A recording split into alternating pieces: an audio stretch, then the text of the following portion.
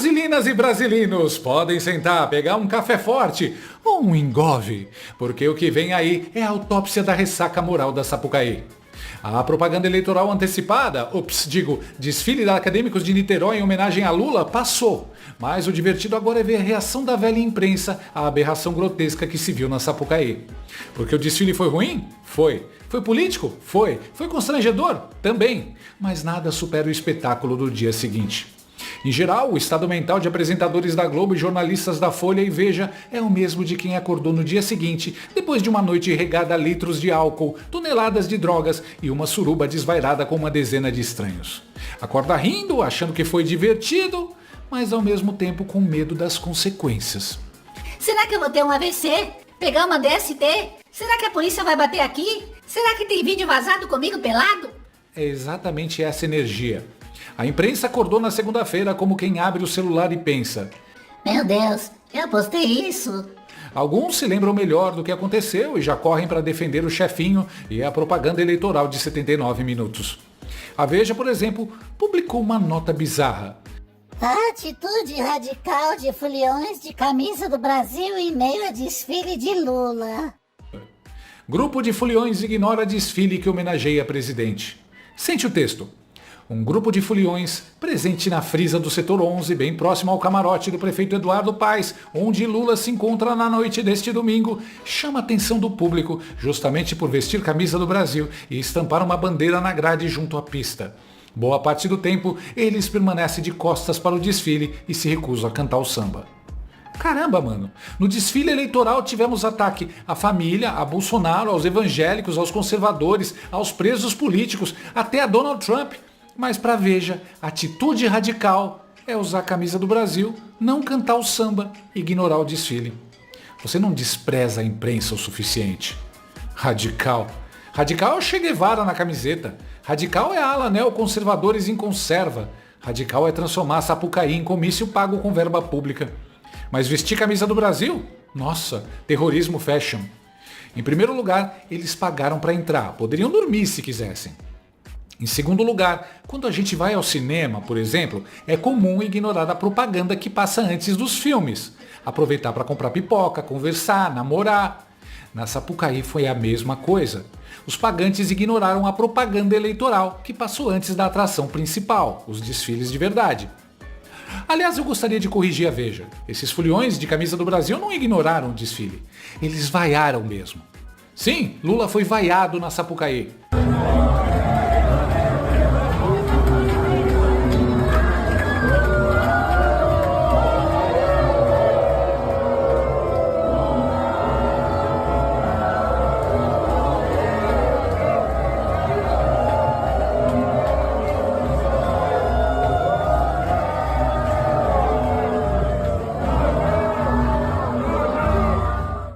Mesmo sendo homenageado pela Acadêmicos de Niterói, Luiz Ignorácio Lula da Silva ouviu vaias em camarote na Marquês de Sapucaí.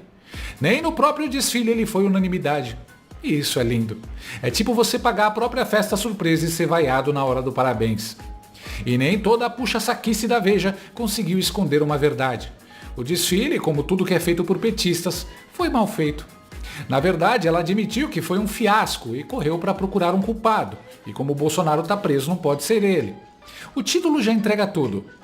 O culpado pelo fiasco do desfile em homenagem a Lula. Quando a imprensa amiga começa a procurar culpado, é porque a coisa desandou feio. O desfile da Acadêmicos de Niterói foi uma sucessão de problemas de desenvolvimento do enredo. Tradução? Ficou confuso, mal amarrado, sem ritmo, com erro de execução. Ou seja, um resumo do governo Lula. E o texto segue. O responsável por pecar em vários pontos dessa homenagem tem nome e sobrenome, Tiago Martins. Tiago é um jovem carnavalesco, mas ainda não tem estrutura para assinar sozinho o enredo de grupo especial. Foi ele o responsável, por exemplo, pela homenagem a Paulo Gustavo na São Clemente, escola rebaixada em 2022 e que nunca mais voltou à elite do samba. Quem inventou que ele seria capaz de dar conta de tamanha robustez que um enredo como esse da Niterói exigia, também errou. A escola é fortíssima candidata a ser rebaixada na quarta-feira de cinzas.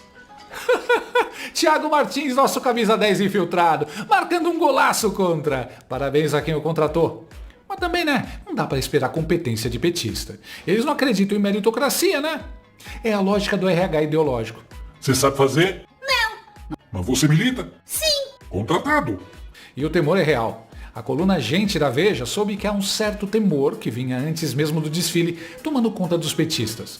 É o efeito contrário que o desfile pode causar, porque a escola pode cair. E olha que coisa poética. A escola que homenageia Lula pode ser rebaixada na quarta-feira de cinzas. É tipo o faraó achando que estava abafando e de repente, praga, gafanhoto, mar vermelho abrindo. E tem mais. As notas são escritas por 40 jurados em cédulas de papel e lidas em voz alta. Nada de urna eletrônica por ali. Olha que curioso. No carnaval não tem TSE. No carnaval não tem Barroso. No carnaval não tem Confia. Tem papel, caneta e leitura pública. Olha que coisa antiga, medieval, radical. Segundo um dirigente do PT, Lula não tem culpa de ter sido escolhido como enredo logo pela Acadêmicos de Niterói, mas poderia ao menos ter se envolvido menos com o desfile. Ou seja, Lula já está fazendo o que sempre fez, desvencilhar-se de aliados que fracassam. Se cair, a culpa é do carnavalesco. Se for rebaixada, a culpa é da escola. Se der problema no TSE, a culpa é da Embratur. Manual do sobrevivente político. Enquanto isso, a Globo News acorda e resolve dobrar a aposta. Vômica Waldvogel ao vivo debochando dos evangélicos e conservadores. É gozado, é engraçado. Mas vamos falar de política, né, Mônica?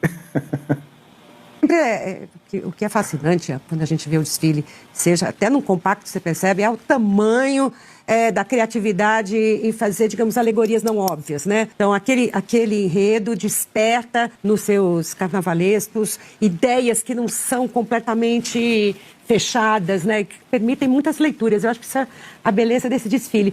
E eu, olhando o desfile em que Lula foi homenageado, eu me diverti com aquela ala em que eles vinham fantasiados de latas de conserva, né?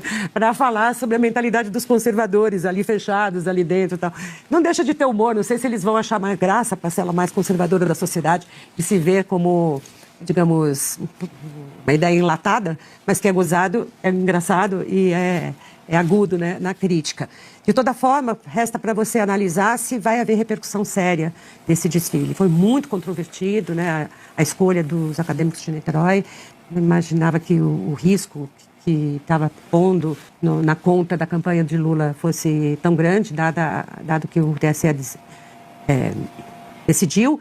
Mas a gente viu também que o adversário de Lula nessa campanha, que é Flávio Bolsonaro, escreveu duramente contra o desfile e também embutindo ali uma ameaça de dizer, não vai ficar assim, né? Provavelmente eles vão recorrer. Mônica, a Acadêmicos de Niterói trabalhou numa zona ali muito cinzenta, ou usando as palavras da ministra Carmen Lúcia, né, numa areia um pouco movediça, porque, por um lado, qualquer atitude da Justiça Eleitoral anterior ao desfile configuraria censura. Por outro lado, ainda gera-se muito desconforto quando a homenagem é a um político vivo e candidato, né? Então, isso tudo fez com que a escola tivesse trabalhado ali numa areia movediça, usando as palavras da ministra Carmen Lúcia. É gozado, né, Vômica? Eu fico imaginando se fosse feito deboche com outra religião. Afro, islâmica. Você teria achado gozado também, Mônica? Aí seria intolerância religiosa, né? Mas como é cristão conservador pode rir? O duplo padrão é tão previsível que já dá pra marcar bingo. E aí vem a ala neoconservadores em conserva.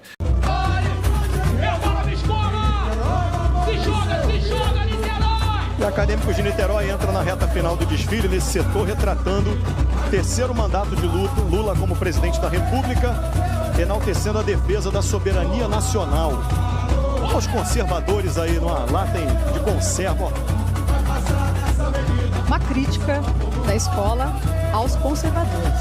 Foliões vestidos de lata, rótulo, família em conserva, pai, mãe, 2 filhos. É uma genialidade estratégica. Atacar o núcleo mais sensível da sociedade num país majoritariamente cristão. Brilhante! É tipo fazer campanha contra quem paga a conta e depois reclamar que não teve voto. E o senador Flávio Bolsonaro reage. Você que é cristão, ficou feliz de ver a escola de samba do Lula fazer chacota com a sua fé? Damares reage. Eu quero manifestar a minha indignação à escola de samba Acadêmicos de Niterói, que neste exato momento desfila na avenida, homenageando o presidente Lula. Nicolas reage. Calma, a esquerda não odeia a família conservadora não. É tudo conspiração. Lembre-se disso na hora de votar nesse ano, evangélico.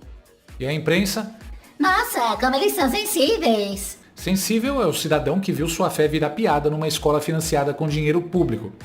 E aí você descobre que o presidente da escola é Wallace Palhares, réu por homicídio culposo no caso da morte da menina Raquel Antunes em 2022. Mas calma, o radical é quem usou a camisa do Brasil.